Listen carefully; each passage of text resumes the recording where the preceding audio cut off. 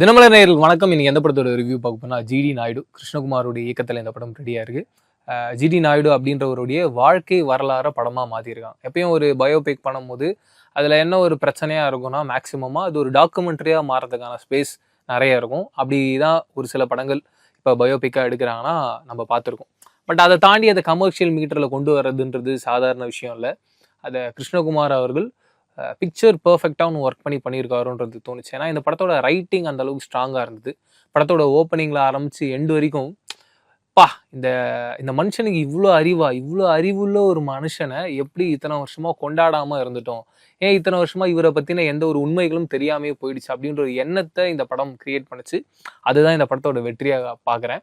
And எல்லா mass படங்கள்லையும் கடைசி sequence பயங்கர மாஸாக இருந்தா. எக்ஸாம்பிள் விக்ரமில் பார்த்தீங்கன்னா கமல் சார் வந்து இந்த பபிள் கம் போட்டுட்டு அப்படி ஒரு திரும்புவார். அப்படியே பயங்கரமான ஒரு எனர்ஜி நமக்குள்ளே வரும். பாரு ரோலெக்ஸ் முன்னாடியே எங்கால இவ்வளோ மாஸ் அப்படி திரும்பி வராறான். அப்படி ஒரு சீனை அப்படி ஒரு ஸ்டேஜிங்கை இந்த படத்தில் வச்சுருந்தாங்க. ஏன்னா ஒருத்தருடைய வாழ்க்கை வரலாற நம்ம படிக்கிற பாட புத்தகத்தில் வரணும்னு ஒருத்தவங்க ஆசைப்படுறாங்க. அவங்க யாருன்னு கேட்குறாரு ஒருத்தர், நீங்கள் என்ன ஒரு ஜிடி நாயுடோட சொந்தக்காரங்களா அப்படின்னு சொல்லிட்டு. இல்லை அப்படின்னு இந்த கதையில் ஒரு இம்பார்ட்டண்ட்டான கேரக்டர் இருக்கும். அந்த கேரக்டரோட பேத்தின்னுவாங்க. அதெல்லாம் பயங்கர பிளாஸ்டாக இருந்துச்சு. முழுக்க முழுக்க ஒரு நல்ல சினிமா பார்த்தோம்டா, ஒரு ப்ராப்பரான ஒரு கமர்ஷியல் படம் பார்த்தோம்டான்ற ஒரு எண்ணம் இருக்கும்ல, அப்படி ஒரு எண்ணத்தை ஒன்று கிரியேட் பண்ணிச்சு. அண்ட் இந்த படத்தில் நிறைய பேர் நடிச்சிருக்காங்க. எக்ஸாம்பிள் டிஜேவாக இருக்கட்டும், மாதவனாக இருக்கட்டும், துஷாரா விஜயனாக இருக்கட்டும், அண்டு கருணாகரனாக இருக்கட்டும், சத்யராஜ் அவர்களாகட்டும், இது லிஸ்ட் ஆஃப் ஆக்டர்ஸ் இருக்காங்க. ஜூனியர் ஆர்டிஸ்ட் முதல் கொண்டு எல்லாருமே அவங்களுடைய பர்ஃபார்மன்ஸை ரொம்ப லைவாக ரொம்ப உண்மையாக அவருடைய ஜிடி நாயுடைய வாழ்க்கை எப்படி இருந்திருக்குன்றத நம்ம கண் முன்னாடியே கொண்டு வந்து நிறுத்தியிருந்தாங்க. அதுதான் இந்த படத்தோட ஒரு பெரிய ப்ளஸ்ஸாக பார்க்குறேன். எந்த ஒரு இடமே எனக்கு வந்து லேகாவோ ஸ்லோவாகவோ இல்லை. அண்ட் இந்த படத்தோடைய மிக முக்கியமான ப்ளஸ் என்னென்னா, வாழ்க்கையில் வந்து நம்ம ஒரு சில நேரத்தில் தோண்டு போயிருப்போம். நல்ல எனர்ஜெட்டிக்கான ஒரு கம்பேக் கொடுக்குற மாதிரியான ஒரு படம் பார்த்தா நமக்குள்ள ஒரு எனர்ஜி வரும்ல, அப்படிப்பட்ட ஒரு படமாக தான் நான் இந்த படம் பார்க்குறேன். அப்படி ஒரு எனர்ஜி இந்த படம் தந்தது. அண்டு மியூசிக்காகவும் சரி, சினிமோட்டோகிராஃபியாகவும் சரி, டெக்னிக்கலாக இந்த படம் ரொம்ப ஸ்ட்ராங்காக இருந்தது. அண்டு ஜிடி நாயுடு எந்த அளவுக்கு ரொம்ப கஷ்டப்பட்டு அவருடைய வாழ்க்கையை வாழ்ந்திருக்காரு. அண்ட் அவருடைய ஐடியாஸ் எந்த அளவுக்கு பெருசாக இருந்திருக்கு. பென்ஸ் கம்பெனி நம்ம நாட்டுக்கு வர வேண்டியது எப்படி இன்னொரு கம்பெனிக்கு போச்சு அப்படின்றதெல்லாம் ஒரு ஷாக்கிங்கான ஒரு ரிப்போர்ட்டை நம்ம கண் முன்னாடி ஒரு உண்மையை கொண்டு வந்து நிறுத்தியிருப்பாங்க. அதெல்லாம் அவ்வளோ பயங்கரமாக இருந்தது. அண்டு தொடர்ந்து நம்ம நாட்டுக்காக போராடிட்டு இருந்த ஒருத்தர், ஆனால் நம்ம நாடு இல்லை, இது வந்து சவுத் இந்தியா நார்த் இந்தியான்னு சொல்லிட்டு பிரிச்சியும் நிறைய பேர் பார்த்துட்டு இருக்காங்க அப்படின்னு நிறைய அரசியலை இந்த படத்தில் ரொம்ப டீட்டெயிலாக ரொம்ப கரெக்டாக ஒன்று பேசியிருந்தாங்கன்ற தோணுச்சு. அண்டு எந்த ஒரு இடத்தையும் யாரையுமே ஹர்ட் பண்ணாமல் அவங்க பாயிண்ட்டை ரொம்ப ஸ்ட்ராங்காக ஒன்று சொல்லியிருந்தாங்க. அது இந்த படத்தோட இன்னொரு ப்ளஸ்ஸாக பார்க்குறேன். அண்டு கோவிந்த் வசந்தாவுடைய மியூசிக் கண்டிப்பாக மிரட்டி இருந்தார். இந்த படம் நீங்கள் பார்த்தீங்கன்னா யாருமே இது கோவிந்த் வசந்தாவோட மியூசிக்கா அப்படின்றத யோசிக்க மாட்டீங்க. ஏன்னா இது வரைக்கும் கோவிந்த் வசந்தா அவருடைய ஒர்க்லாம் பார்த்தீங்கன்னா ரொம்ப அழகான ஒரு மெலோடியாக இருக்கும். அந்த கதைக்கு ரொம்ப நல்ல ஃபீல் தந்திருப்பார்.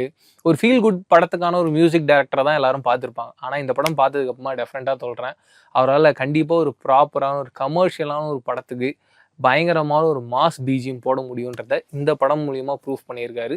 அந்தளவுக்கு எக்ஸலண்ட்டாக ஒர்க் பண்ணியிருக்காருன்றதுல சந்தேகமே கிடையாது.